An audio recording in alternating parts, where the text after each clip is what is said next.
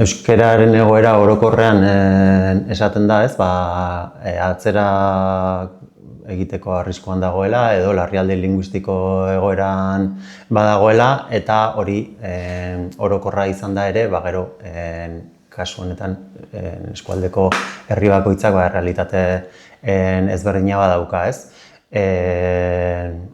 Badaude bi herri UEMaren parte direnak, bat Oiartzun igual Arnasgune bezala kokatu daitekena, eta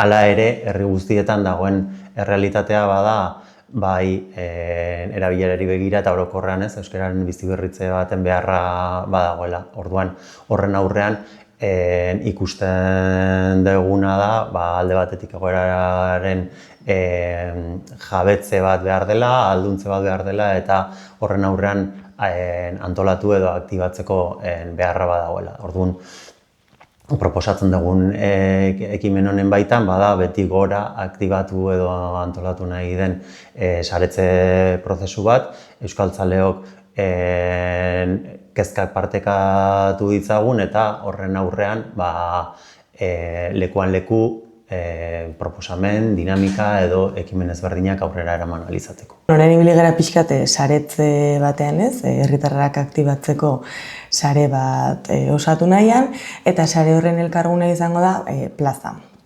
Plaza izango da pixkat, guk saretzean ditugu herritarrekin elkarrizketak eta bertan jaso ditugu kezkak, eta plazaren helburua da pixkat batetik elkarrekin egotea ez lehenengo aldiz, pixkat kezka horien itzulketa egitea, eta kezka horien inguruan lanean hastea, horrera begira ekimenen bat edo aterako bada, horiek antolatzen hasteko, ez?